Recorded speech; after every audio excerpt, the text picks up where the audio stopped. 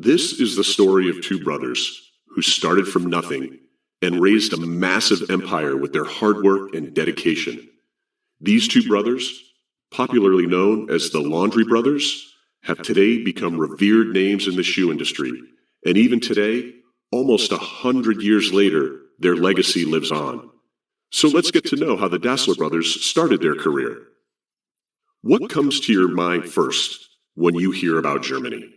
For most people, it is Hitler. And at the time, when the Dassler brothers entered the shoe industry, Germany was under his hegemony and absolute dictatorship. The brothers were born in the city of Herzogenaurach in Bavaria, Germany. Rudolf was born in 1898, and 2 years after that, that is, on 3 November 1900, his brother Adolf came into the world. Both were known by the nicknames Rudi and Eddie, and had another brother and sister whose names were Fritz and Mary. Eddie and Rudi grew up in a middle-class family. Their father, Christoph Dassler, worked in a shoe factory, while their mother, Paulina, used to run a laundry in her own home. When the three brothers grew up a little, they worked to help their mother with the laundry bulk. They used to deliver the washed clothes to people's homes, which had earned them the nickname, quote, laundry boys, all over the city. After completing his studies, Adolf started working in a bakery, but was not interested in it. He did not want to become a baker and had bigger plans for his life. So, he learned the job of sewing shoes from his father Christoph and gradually started getting better at it and more interested in it. He began to devise new footwear designs and began working with his father at the shoe factory after completing his studies. In the meantime, the First World War broke out, and all three brothers had to join the army, one by one. This turn of events led to their mother's laundry business coming to a standstill. After returning from the First World War in 1919, Adolf thought of starting a new business and opened a small shoe company in his mother's abandoned laundry shop. In 1920, at the age of 20, he made the first shoe of his life. Rudolf, too, pitched in and supported Adolf in this startup. While Adolf was becoming a creative expert in making shoes and had many ideas, Rudolf developed excellent management skills. These diverse qualities made the two of them good partners. Together, both brothers worked very hard to make the new company successful. In July 1924, Rudi and Eddie got their company registered under Gebruder Dassler Schuh Fabrik, Dassler Brothers Shoe Factory, or GEDA. Both the brothers had an interest in sports from the very beginning, and so decided to make only sports shoes under their banner. Now imagine, for instance, how hard both the brothers must have worked to stabilize their company, because during that time, the electric supply in their city was not good. It would not be available for several hours a day. To run the machines, they had to generate power, which was done by pedaling a cycle. During this time, Adolf also made revolutionary innovations in sports shoes and running spikes. He started using rubber and canvas spikes instead of iron spikes used in shoes. In 1928, Adolf and Rudi produced special shoes for athletes participating in the Olympic Games. By the 1930s, the Dassler Brothers Shoes Company had about 100 employees, making 30 different types of shoes for 11 sports. The hard work and passion of both the brothers had paid off, and the Dassler Brothers Shoe Company started progressing day by day. Rudi and Eddie built a luxurious house near their factory. On the first floor, Rudi lived with his wife, Friedel, while Eddie started living downstairs with his wife, Kathy. The lifestyle of both brothers had now completely changed. They had given employment to a large population of the city. On one side, the company was becoming famous and thriving in the shoe market. On the other, their social status was constantly climbing. Both the brothers had tremendous interest in football and were crazy about it. Both also supported two different football teams in their city at the time. The Dassler Brothers Shoe Company, which started after the First World War, dominated the shoe market before the advent of the Second World War. The 1936 Olympics in Berlin, Germany, proved to be the most important in their careers. While the games were the most important in the history of the world, they also proved to be a turning point in the lives of the Dassler brothers.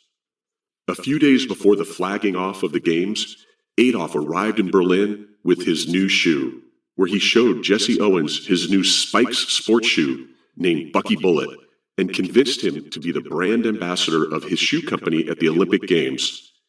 Jesse Owens was an American athlete who won 4 gold medals in the 100-meter and 200-meter, long jump, and 100-meter relay races at the Berlin Olympics. This became the icing on the cake for the Dassler Brothers Shoe Company. Jesse ended up winning 4 gold medals, bringing the company under the direct spotlight and setting them on a global stage. The Dassler shoe got a new identity, with many athletes opting for the shoes. Gradually, Dassler shoes became a global brand. Many international team coaches bought shoes from the Dassler Shoe Company. Now the demand for their shoes was increasing, not only in Germany, but abroad too. This demand was so high that in 1936 and 37, the Dassler Shoe Company sold 200,000 pairs of shoes, a record in itself. But it was during the Second World War that enmity also started to crop between the Dassler brothers. With everything going so well, why the two brothers parted ways after working together for 24 consecutive years and taking the company to such heights? We will find out in the next episode. Shoes. They make or break a look, enhance or spoil a getup, and add oodles to one's personality. We all love shoes, don't we? It is often said that one's personality can be judged by the shoes one wears. Shoes are considered status symbols, and no look is complete without a good pair adorning your feet. In this series, we will talk about a fascinating series of events that led up to the creation of an iconic shoe brand that started with a fight between two brothers. You must have heard a lot of tales of sibling rivalries, but this story is absolutely unique. This was a feud which started between two brothers, but in which a whole city got involved. Hello, friends. I'm Quentin. You are listening to the story of the Dassler brothers. Now, we all know that shoe business is extensive and involves billions of dollars. International brands like Nike, Puma, Adidas, Reebok, New Balance, Jordan, and Yeezy have made a splash all over the world. Of these, there are many brands whose latest collection gets sold off shelves within minutes. Not only this, people wait in line for hours and even days to buy them. According to a report, the worldwide shoe business was estimated at $365.5 billion in 2020, which is continuously growing and is expected to reach $530.3 billion by 2027. Obviously, if there is a billion-dollar business, there will be rivalries and competition. And the biggest in the world happens to be between Puma and Adidas. Everyone is well aware of these two big brands. In fact, many of you must be wearing shoes and sportswear from the same companies. But do you know that Puma and Adidas were the same company about 98 years ago, created together by two brothers from Germany? Their names were Adolf and Rudolf, both famous as the Dassler brothers. While there were many reasons behind their separation, the story of the fight is highly renowned and an interesting anecdote in the corporate world. It was the fight that also gave birth to Puma and Adidas. The surprising fact is that the enmity between Rudolf and Adolf did not end even after their deaths. The two had bid the world adieu between 2 years of each other and were also buried in the same graveyard. But interestingly, even in death, the graves were kept away from each other and faced opposite directions. However, 60 years after their fight in 2009, employees of both companies played a friendly football match, forgetting their rivalry. Later, Frank Dassler, the grandson of Rudolf Dassler, took the position of chief legal advisor at Adidas. But professionally, the battle between Adidas and Puma is still on. So brace yourselves as we bring you the complete history and journey of the Dassler brothers, along with their iconic brands, Adidas and Puma. The Dassler brothers were at the peak of their careers when they separated. After working together for 24 years, a rift broke out between them. The Dassler Shoe Company split into two. One part went to Rudolf, and the other part went to Adolf. Let's know more about it, how it happened, and why. When the Dassler brothers shoe company was growing steadily in Germany, Hitler split the country, and both brothers joined Hitler to grow their business. Both of them were given high-ranking positions in the Nazi Party. Rudolf was very much involved in the party, and he was also close to Hitler. It is said that Adolf did not like this at all. During the Second World War in 1943, the Dassler brothers shoe company was forced to shut down, and after the war, the shoe company was taken over by the army to make its weapons. The story of the rift between the two brothers also started in 1943. There used to be many fights between the wives of the two brothers. Their quarrels in the house started affecting the business as well, and tensions started building between them. The reason for the fight between these brothers was Rudolf's closeness with the Nazi Party. In 1943, Germany suffered heavy bombardment during the Second World War. Most people fled their homes and hid in makeshift shelter houses. Eddie and his wife also shifted to a bomb shelter, where Rudi and his wife were already present. Despite the brothers being in the same place, they did not talk to each other. When Eddie and his wife were at the shelter house, it was rumored that he said, quote, "The dirty bastards are back again," which hurt Rudolf greatly. But it is said that Eddie said these lines not for Rudi, but about the continuous bombing raids by the Allied forces. In 1945, Germany was defeated by America and its allies. Hitler committed suicide in Berlin in his underground bunker on 16 January 1945. In the aftermath, the Allied forces started targeting those businessmen who supported Hitler. The Dassler brothers were also named on the list, as both were in the top positions within the Nazi Party. The American army summoned both brothers.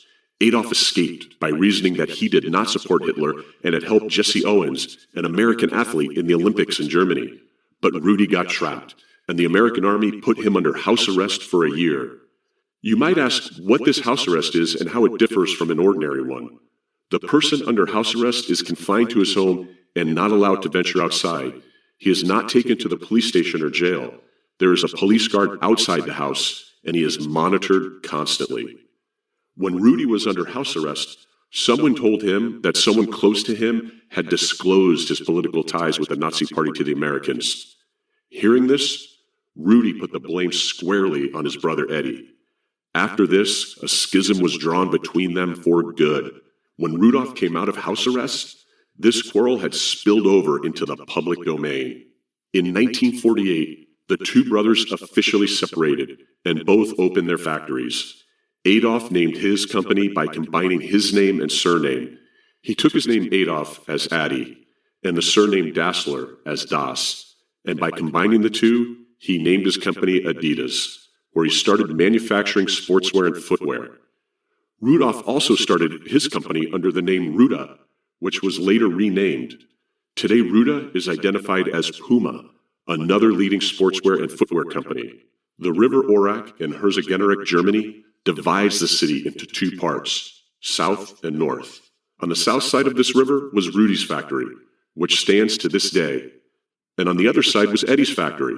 Both of these companies were hugely popular in the city of Herzogenaurach, and also the biggest employer in the city.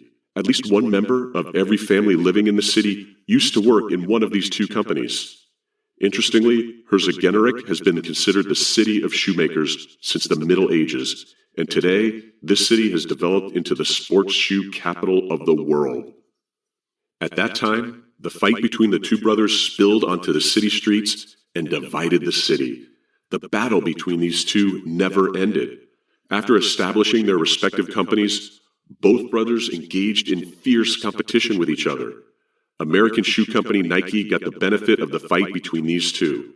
At one time, when Adidas wanted to sign a contract with basketball player Michael Jordan, Nike took advantage of the fight between the brothers and snatched away the contract. The result of the fight between these brothers was that the people of Herzogenaurach also became enemies because most of the city's people worked for both companies. Here, friendship and enmity were also decided by looking at one's shoes. Before looking at each other's faces to talk, people would glance at each other's shoes to see who was wearing which brand. For this reason, the city of Herzogenaurach also came to be called the town of bent necks.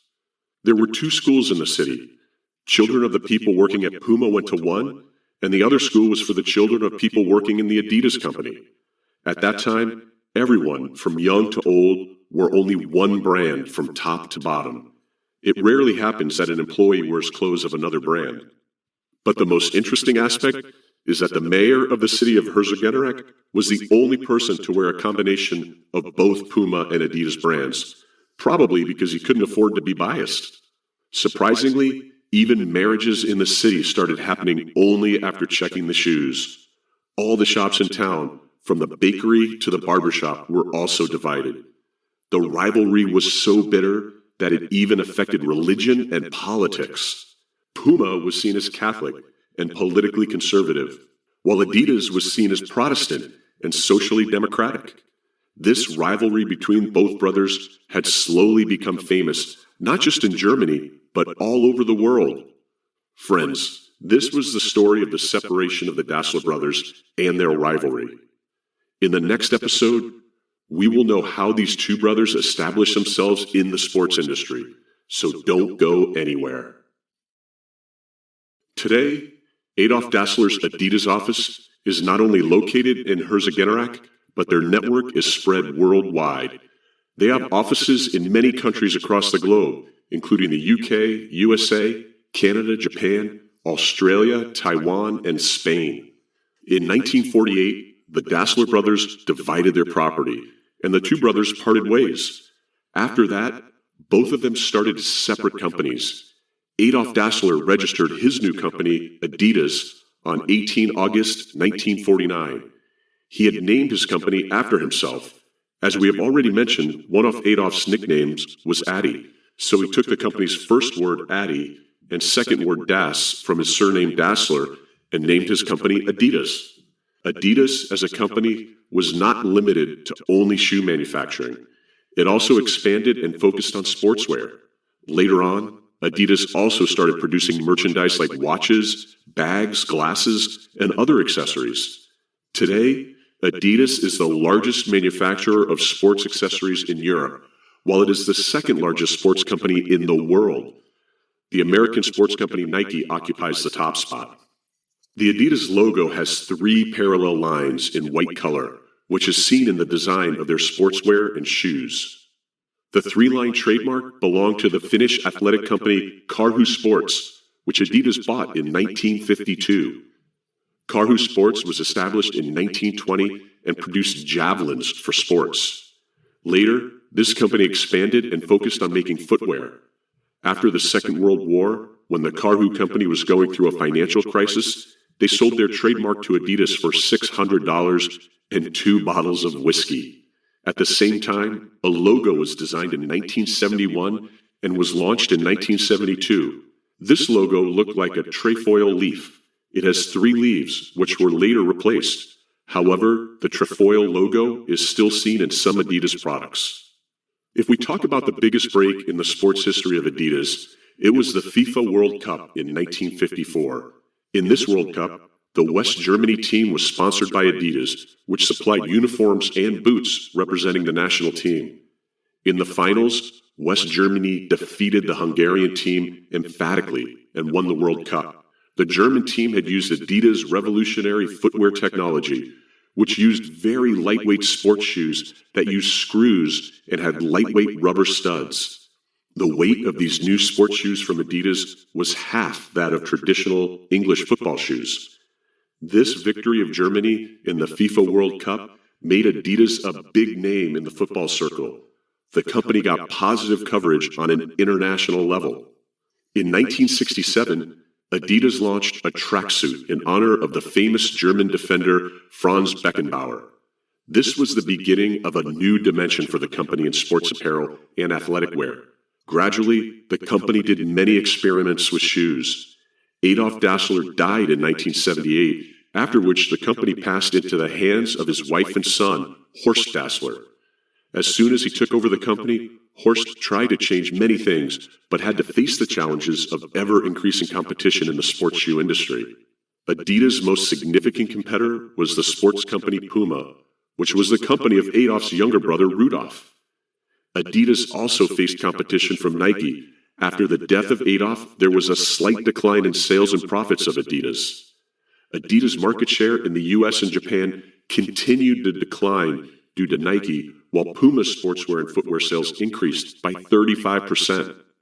Following this, Horst Dassler further changed his company's strategies and hired a professional management team at the head office. Adidas sales in America had fallen to 1/3%, so Adidas made some changes in its distribution channel. He also paid attention to the demand of consumers. The company's troubles were not over yet, as Horst also died in 1987, dealing another big blow. Soon after, in 1989 and 1990, the company was taken over by French business tycoon Bernard Tapie for €243.918 million. Bernard had taken a loan from the bank to take over Adidas. In this way, the administration of the Adolf Dassler family on the Adidas company came to an end. Bernard Tapie was infamous for taking over companies and building his business based on many companies' bankruptcy and financial crisis. Gradually, Bernard started expanding his business outside Europe. In 1992, Bernard Tapie hired American actress and artist Madonna as a brand ambassador for Adidas. However, Tapie was not paying the interest on the loan taken from the bank to acquire Adidas at the time, due to which, in 1992, the bank sold the company to Credit Lyonnais. This one was a historical French bank. It was the largest French bank in the early 1990s, but was bankrupted in 1993 due to its poor management. Its former rival, Crédit Agricole, acquired it in 2003. Bernard Tapie is said to have orchestrated a major bank scam in France that involved bank employees, but at that time, he was the urban minister in the French government, due to which he had escaped. In 1993, Credit Lyonnais Bank sold this company to Robert Louis Dreyfus, and he became the new CEO of Adidas. Robert was also president of the Olympique de Marseille, a French football club based in Marseille. He made several changes to the market strategies so that Adidas could be re-established in the shoe market. Robert Louis Dreyfus was accompanied by his partner Christian, and together they took Adidas to new heights. Robert believed that Adidas was already a brand and that the company only needed a new direction. He turned Adidas into a market-driven company and got it back on track. Adidas joined hands with the FIFA Group in 1994, whose beneficiary was SOS Children's Village, an NGO that works on child education. In this way, Adidas also showed its interest in social work. Adidas became a public company in 1995, and its stocks were made public. After that, in 1997, Adidas acquired the Salomon Group, a French sports equipment manufacturing company specializing in ski wear. The official name of the Salomon Group was changed to Adidas-Salomon AG. After this acquisition, Adidas also acquired TaylorMade Golf Company and Maxfly. The company grew steadily after Robert Louis became the CEO of Adidas. From 1993 to 2000, the company's revenue quadrupled to $7.5 billion. But after some time, Robert Louis's health started deteriorating, and he could not pay much attention to the company, so he announced his resignation in 2001. In 2004, English fashion designer Stella McCartney launched a joint venture with Adidas. It was a special sports collection for women named Adidas by Stella McCartney. In May 2005, Adidas sold the Salomon Group to the Finnish company Amer Sports for €45 million. After selling the Salomon Group, Adidas bought Reebok. The deal was signed between the two for $3.8 billion. Adidas acquired Reebok in January 2006. Competition with Nike became stronger as soon as Reebok became part of Adidas. After this, Adidas came to the number 2 position in the world in terms of making athletic shoes. Be it turning iron spikes into rubber and canvas spikes or the Star Screw shoe, Adidas is known for its innovations. In 2005, Adidas made another innovation and used a microprocessor in its shoe. Adidas did this kind of experiment for the first time. It was named Adidas One. It was called the world's first intelligent shoe. The microprocessor in this shoe can do 5 million calculations every second. It also has a small battery that lasts 100 hours. The cushioning of this shoe automatically adjusts according to the environment. Adidas launched this special edition on 25 November 2005. People liked Adidas sports shoes and sportswear as they were stylish and comfortable. Adidas has become the most famous and reputed name in the footwear and clothing industries today. For the last 75 years, Adidas has maintained the quality of its products. Despite having competitors, the Adidas company remains at the number 2 position.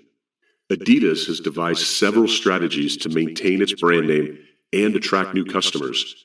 Due to its eye-catching design and unique sportswear, Adidas has continuously expanded its sports industry footprint. In our next episode, we will discuss Puma's history and success. The separation of the Dassler brothers was the beginning of a new chapter in footwear history. Due to their split, 2 new iconic brands were born. After separating in 1948, the relationship between the 2 brothers deteriorated day by day. In 1948, Rudolf Dassler established his new company under the name of Rudi with 14 workers. As we have already mentioned, Rudi's company's name was made up of his name and surname, Ru from Rudolf and Da from Dassler, and thus the company was named Rudi. But after a few months, the company's name was changed to Puma. Today, it is a brand that everyone knows about. Puma is a German multinational corporation that manufactures athlete and casual footwear, apparel, and accessories. Its headquarters are in Herzogenaurach. Puma is the world's 3rd largest sportswear manufacturer after Nike and Adidas. Puma is primarily known for its football shoes. The company's logo is inspired by a big cat, which looks somewhat like a leopard and a lion. Apart from the leaping cat, form strip is one of Puma's most iconic trademarks. In 1950, Puma launched its first football boot, Atom, which was a tremendous success. After that, in 1952, Puma launched Super Atoms, which created a buzz in the shoe industry. Rudolf Dassler enlisted the help of experts such as Sepp Herberger, the national football coach of West Germany, to make screw-in stud boots. This was the beginning of the football legacy for Puma. The year 1954 was an excellent year for Puma. In Yokohama, Japan, Heinz Futterer wore Puma running shoes and set a world record in the 100 meters race in 10.2 seconds. This was a big achievement for Puma. The brand was now becoming popular among athletes. During the FIFA World Cup in 1958, Puma launched football shoes with the form strip, which made its products easy to identify, and this trademark made Puma a distinct brand. This was Puma's second brand logo that started appearing on every Puma product. After Brazil won the Football World Cup in 1958, Puma's brand value started to grow exponentially. In 1966, Portuguese striker sensation and Ballon d'Or winner Eusebio scored high in the World Cup wearing Puma football boots in England. This achievement inspired designers at Puma to create their iconic, quote, King football boot. In 1968, Puma launched their new shoe, Puma Tahoe Brush Spike, but these shoes were considered too dangerous and the association banned them. But Lee Evans won the gold medal in the 400-meter relay race along with Willie Davenport in the 110-meter high jump and Bob Segrin wearing Puma spikes. At the same time, Puma's athlete Tommy Smith also won the gold medal in the 200-meter sprint. The number of Puma's athletes and teams continued to grow, after which Puma entered the sports textile market. First, Puma made the T7 training suit. During the Football World Cup in 1970, Puma gave Brazilian football player Pelé $120,000 just for tying the shoelaces of the Puma brand, while he did not even endorse the brand. Pelé is called the god of world football. He was awarded the title of, quote, football player of the century.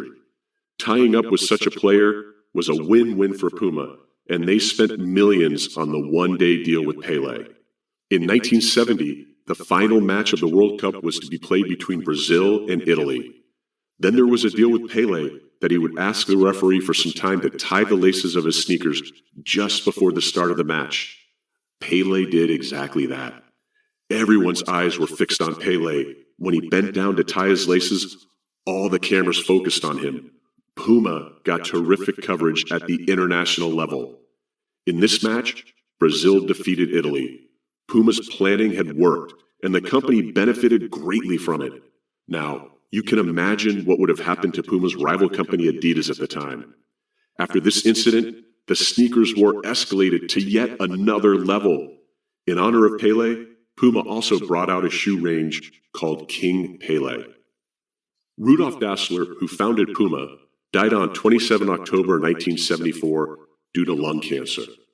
After that, the company's reins fell in the hands of his sons Armin and Gerd. Armin Dassler was made the company's CEO and carried forward his father's legacy, adding steady growth to the company. Like his father, Armin also signed top athletes and players for the company.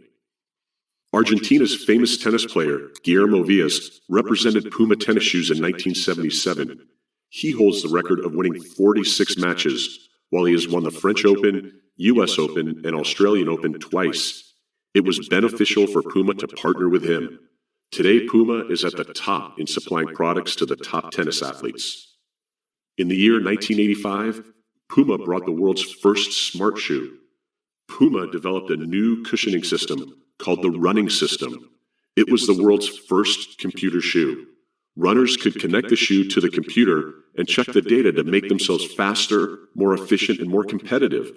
It was the beginning of a new revolution in the sports industry, the credit for which goes to Puma. In 1985, Puma went public and joined the stock market. But the company could not catch the momentum that they were expected to. In 1991, Puma launched the disc system technique. They bought the first laceless shoe, which used Puma's cushioning technique, Trinomic. A year after the launch, in the 1992 Olympic Games in Barcelona, many athletes won gold medals by wearing Puma disc system spikes, in which athletes like German Heike Dassler, Dieter Baumann, and Linford Christie were also involved. In 1993, Jochen Zeitz became the CEO of Puma at the age of 30. Jochen Zeitz was the first chairman in German history to head a public company at a young age. When Jochen Zeitz joined the company was going through financial difficulties. He changed Puma from a low-priced brand to a premium sports lifestyle company. Due to his intelligent management and strategies, Puma became the world's third largest sports company, and its IPO saw profits for the first time since 1986. In the 1993 World Championship, Germany's Heike Drexler won the gold medal in the long jump, Jamaica's Marilyn Otai in the 200 meters, Linford Christie of Great Britain in the 100 meters, and Colin Jackson in the 110 meters. All four had represented Puma as a brand in the World Championship. These four were called Puma's Fantastic Four. After 1996, Puma intensified its business in the USA. This was the strategy of CEO Jochen Zeitz, to increase the company's reach as much as possible. Puma has a share of about 8% in the American market. Later, in 1998, Puma merged sports with fashion. They started a campaign with German fashion designer Giles Sander. Puma launched a new type of sneaker by merging its famous Puma King and running shoe Easy Rider. It was received well by the people. In 1998, Puma made fireproof shoes for Formula One drivers. This was a new innovation in the sports industry. Its upgraded version was seen in 2001 as Puma Speedcat. The company continued to grow, and there were many innovations too. In 2015, artist Rihanna joined Puma as Puma Women's Creative Director and Ambassador. Puma, in its classic design, Puma Suede, made creeper sneakers by adding an extra thick sole named Puma Creeper, which became very popular among women. In 2017, Puma, along with its brand ambassador and international model and actress Carla Delevingne, presented the #DoYou campaign to inspire and empower women. In 2018, Puma completed 70 years in the sports industry. On the occasion of the 70th anniversary, Puma inaugurated an 85-meter-long bridge named the Puma Bridge in the presence of legends Lothar Matthias and Marlene Ottey, which shows 70 years of Puma's achievement and its history. This was an important milestone for all athletes associated with Puma. According to a 2017 report, Puma has more than 13,000 employees all over the world, while they have businesses in 120 countries. So, this was the story of the establishment of Puma. Adidas and Puma are big names in the sports industry today, and the stories of their rivalry are equally famous. We will learn more about this rivalry in the next episode. No one has ever heard such a story of enmity between two brothers who never tried to patch up. Adolf and Rudolf are no more with us today, but there is a clear divide between the two companies, which has also divided the city of Herzogenaurach. In 1948, as soon as the two brothers separated, competition and rivalry started between them. The brothers' focus was the Olympics. Their companies were sports-oriented, so competition was bound to exist. Today, both Adidas and Puma companies are successful worldwide, but the rivalry between the two is still intact. However, now neither Adidas nor Puma is controlled by any family members of the Dassler brothers. Both have been public limited companies since 1990. Adidas wanted to make different types of sneakers for every sport, while Puma's primary focus was on comfort and quality. Adidas has nearly 60,000 employees worldwide, while Puma has only 13,000 employees. Even after having so many differences, the Puma company is giving tough competition to Adidas in many respects. After the Second World War, sneakers became an important part of the world of players and sports of all forms. The sneakers war had also started between Puma and Adidas. The actual professional war between the two brothers started in the 1954 Football World Cup. This World Cup was unique in many ways. First, the ban imposed on Germany from playing in the World Cup during World War II was lifted. And second, the World Cup was broadcasted live on TV for the first time. Sepp Herberger was managing the German national team. He was also a good friend of Rudolf, but there was a rift between the two regarding finances and other things, which directly benefited Adolf. Adolf sponsored the German team that won the World Cup wearing Adidas sleek boots. In this match, German players had worn screw-in studs. With the help of these studs, Germany defeated Hungary and won the World Cup. So, the studs of Adidas became famous all over the world. However, Puma claimed that they had innovated the design first. Adolf became Germany's hero after the World Cup victory. He was made the ambassador of German football, and a seat was reserved for Adolf right next to the team's manager, Herberger. In the final match of the 1970 FIFA World Cup, Puma made Brazilian football player Pelé a part of its marketing strategy, which proved to be very beneficial for Puma. Since then, Puma has become a renowned sports brand all over the world.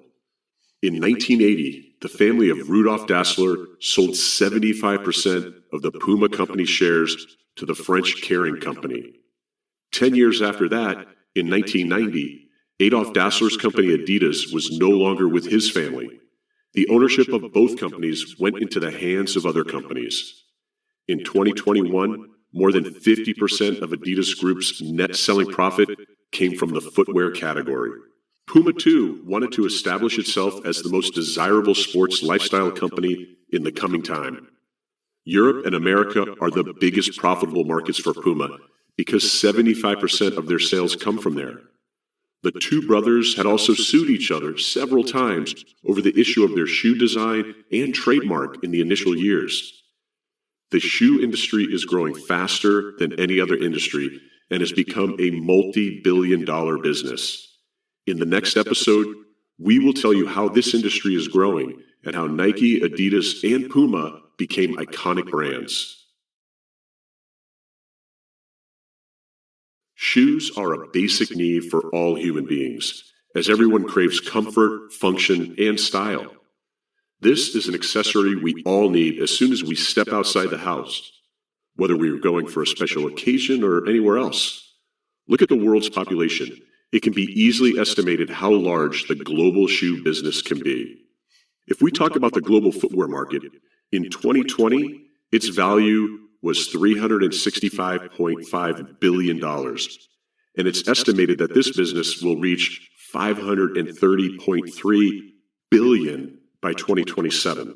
Many factors led these companies to get to the position they have today. They also did a lot of research to catch the customer's pulse.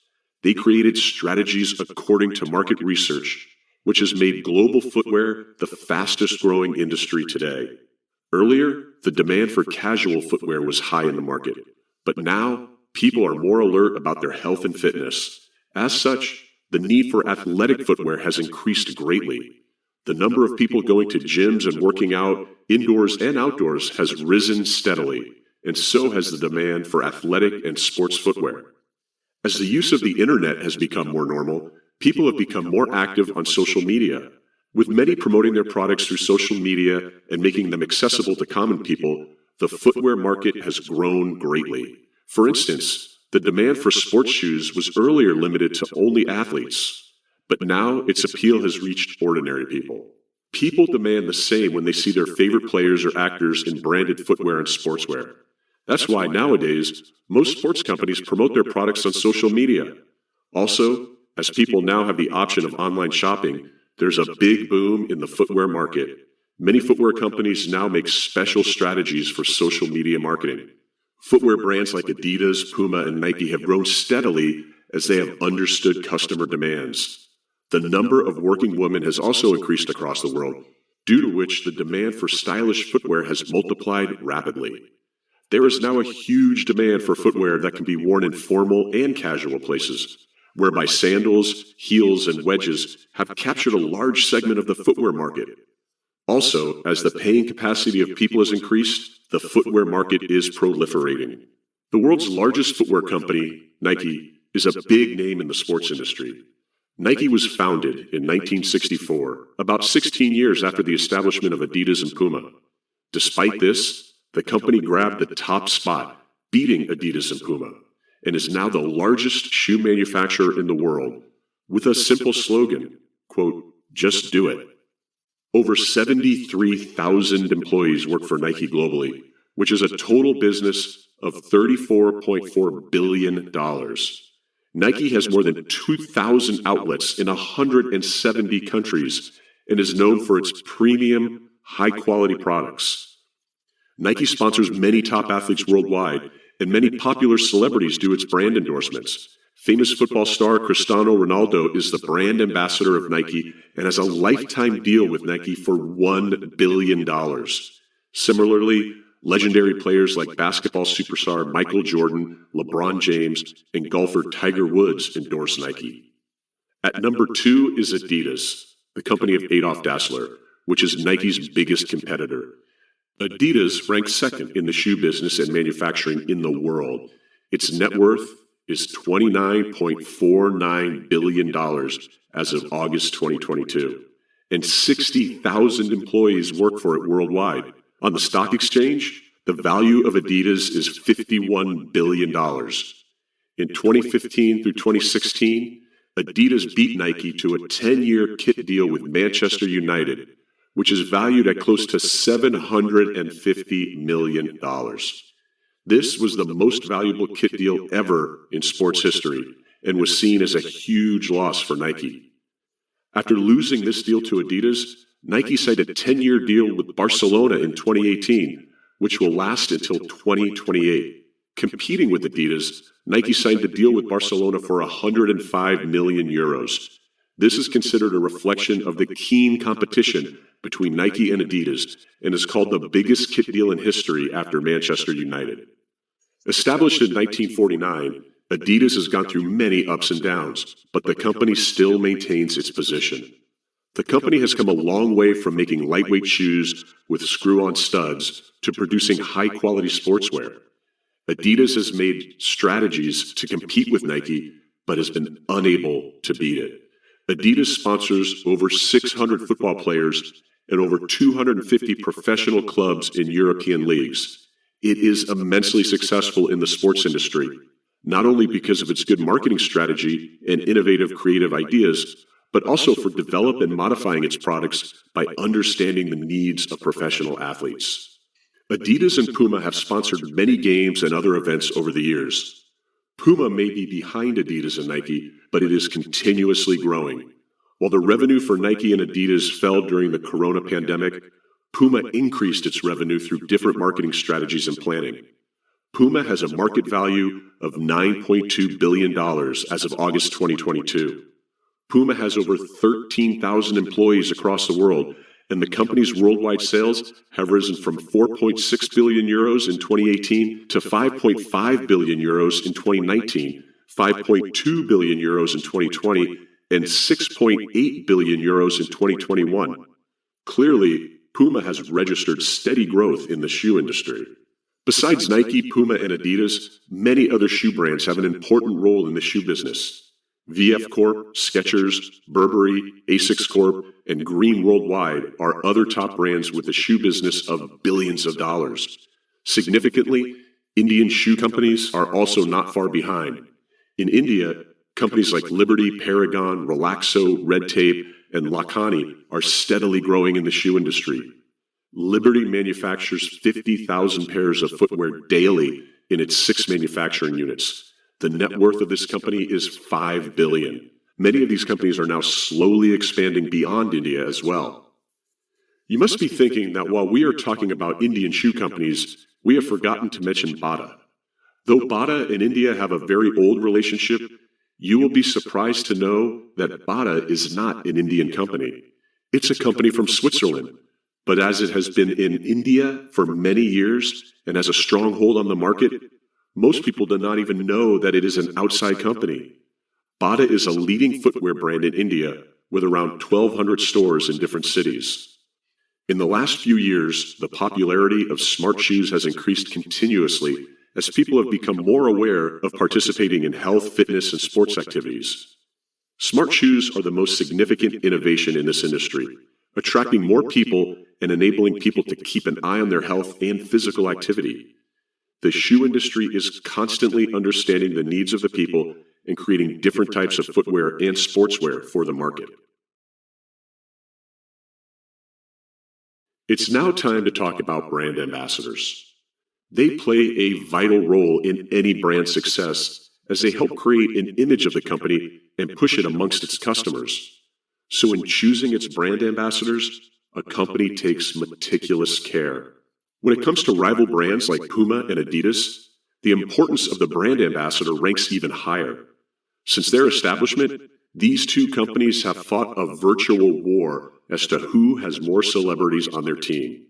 Puma is known for its football shoes. No wonder it has sponsored prestigious football stars like Pele, Eusebio, Johan Cruyff, Enzio Francioli, Diego Maradona, Lothar Matthias, Kenny Dalglish, Didier Deschamps, and Gianluigi Buffon.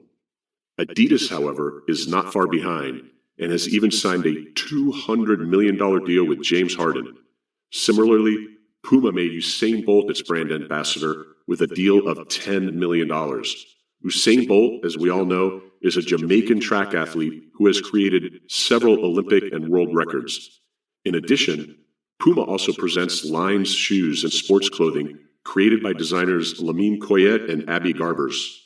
In 2017, Puma chose Indian cricketer Virat Kohli as its brand ambassador. Virat is a successful and famous player in the cricket world. After including him in their team, Puma found a lot of success in India and signed an 8-year deal with Virat Kohli for a massive amount. Virat Kohli's deal with Puma will last until 2025 and is considered the biggest deal Puma has ever had with any sports person. Earlier, Kohli had also endorsed the Adidas brand in a 3-year deal signed in 2013. So, this interestingly makes Virat Kohli one of those few and only athletes who have been the brand ambassadors of both rival companies. Apart from Virat Kohli, cricketers Yuvraj Singh and KL Rahul and Bollywood actress Kareena Kapoor have also been part of Team Puma. Puma also sponsors players like Colin Jackson, Tommy Smith, and Michael Schumacher. Lionel Messi is a new and well-known face for Adidas. Messi is a famous football star from Argentina who is very popular among football lovers. Messi signed a lifetime deal with Adidas, paying him $25 million yearly. To have Lionel Messi as its brand ambassador is certainly a win-win deal for Adidas. In 2019, Puma signed the biggest football deal in the history of the shoe industry. Puma had started a long-term partnership with the City Football Group until 2029. Puma is also the official partner of Melbourne City, Mumbai City FC, FC Girona, and Montevideo. Puma has made the brightest Brazilian football player today, Neymar Jr., a part of its team to carry the legacy of Pelé and Maradona. Apart from international football players like Neymar, players like Luis Suarez and Marco Reus are also playing with Puma football boots. Puma sponsors several football clubs like Manchester City FC, and in 2018, it officially sponsored New Zealand's football team. Puma also sponsors many basketball stars. Ahead of the Tokyo Olympics in 2021, Puma signed 18 athletes from India. These included boxer Mary Kom, sprinter Dudi Chand, boxer Pooja Rani, track and field athlete Tahinder Singh, shooter Manu Bakar, swimmer Srihari Natraj, hockey players Rupinder Pal Singh, Harmanpreet Singh, Mandeep Singh, Gurjant Singh, Savita Punia, Sushila Chanu, Navneet Kaur, Navjot Kaur, Vandana Kataria, Gurjit Kaur, and Udita Duhan. Puma also signed up with many para-athletes. In 2021, Puma also selected cricketers like Washington Sundar and Devdutt Padikkal for their brand endorsement. Indian singer Hardy Sandhu has also recently joined the list of brand ambassadors for Puma, which is constantly adopting new marketing strategies to enhance its presence in India and has chosen many big brand ambassadors. These include a range of sports stars with a worldwide identity and an appeal not limited to India. Adidas supplies kits for many football teams all over the world. Adidas has been supplying the ball to FIFA World Cup and Women's World Cup tournaments since 1970. Naturally, it has a long and impressive list of brand ambassadors. Sachin Tendulkar has endorsed the Adidas brand for years and is one of the most significant sponsorships of Adidas. Recently, Adidas roped in Indian athlete Hima Das as its brand ambassador, and the company will now provide all the necessary equipment for her racing and training. In addition, table tennis star Manika Batra is Adidas' brand ambassador. Batra is the first Indian player to win a gold medal in table tennis and the first Indian woman to reach the top 50 in ITTF rankings. Similarly, Adidas has also made para badminton player Palak Kohli a brand ambassador. Apart from athletes, even non-athletes like Adidas products a lot. The Adidas women's collection is wildly popular. In 2021, Adidas signed Deepika as its brand ambassador for the women's collection, which she announced through Twitter. Adidas says that Deepika has made her mark across the world as one of the most accessible and reliable icons, and that's why she has chosen to do brand endorsements of Adidas women's sportswear. Similarly, Manushi Chilar, who won the Miss World title in 2017, has also become the face of Adidas in 2020. Puma and Adidas are both 70-year-old companies, and they have made many prominent celebrities, athletes, and sports stars their brand ambassadors. This list is so long that a full series can be made about them. Today, India is the fastest emerging market in the whole world. History reveals that whosoever caught the pulse of the Indian market, none could stop them from being successful, be it the automobile industry or the electronics gadget sector. Sports manufacturers also see a bright future in India. That is why companies like Adidas, Nike, and Puma chose India as their prime market, adapting marketing and planning strategies accordingly. But despite all that, what made Puma take hold of the Indian market, leaving Nike and Adidas far behind? Puma is a brand most people know about. It is likely that most of you will also be using this brand of shoes and sportswear. Even though Nike and Adidas are at number 1 and 2 positions in the world market, it is most interesting that Puma has overtaken these companies in the Indian market. Puma became India's number 1 sports manufacturing company in 2015, and today, Puma has 411 stores across India. Its profit increased to 175% in 2021. Under Prime Minister Modi's, quote, Make in India policy, Puma shoes are also manufactured in India. Puma entered India in 2006 after Adidas and Nike. At that time, the revenue of the Puma company was only 22 crores. But it took hold of the Indian market with its innovative marketing strategies. Puma's business grew rapidly in India. Puma made a huge leap of success in just a few years, increasing its annual revenue to 1,413 crores in 2019. In 2021, when the world was locked down and many companies were going through a financial crisis, Puma generated a business of 2,044 crores. Earlier, in 2020, during the peak of the coronavirus, the company had done business of 1,215 crores. During this period, the revenue of its rival Adidas fell by 23%. Nike's condition was precarious as its business also fell by 27% during the coronavirus lockdown. During the pandemic, people became conscious about their health and fitness, providing a great opportunity for Puma.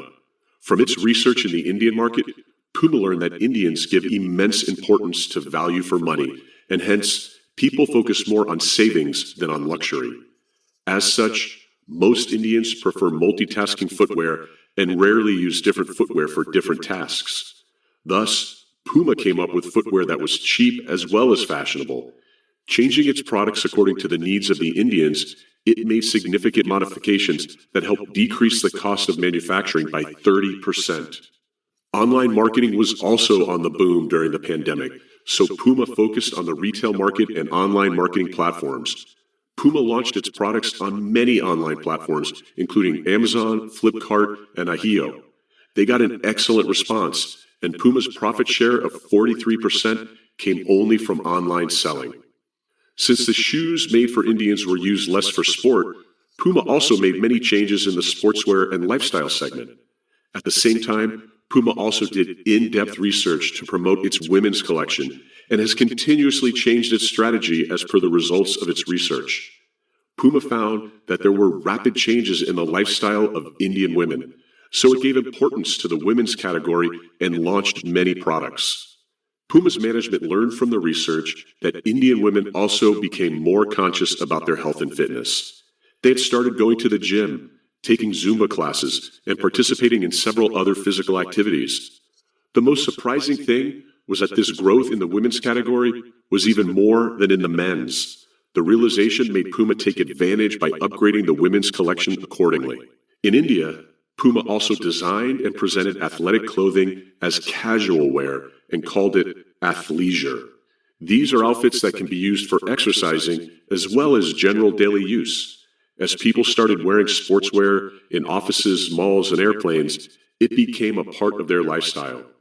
Due to the ever-growing sneaker culture in India, people are seeing more in sneakers and sports shoes than formal footwear. Even though the price of these sneakers is a bit high, it is a big hit among consumers as Puma made sneakers as per the preferences of Indians. Online marketing and websites have made the products easily available to everyone. Puma's primary targeted audiences are the millennials and Gen Z. It is worth reminding that millennials are those born between 1981 and 1996, while those born after 1997 are part of Gen Z and also called the new generation. Puma reaches its customers in different ways. They sell their products through their website, stores, e-commerce platforms, and multi-brand stores. Thus, Puma broke and created many records regarding in-store and online sales in India.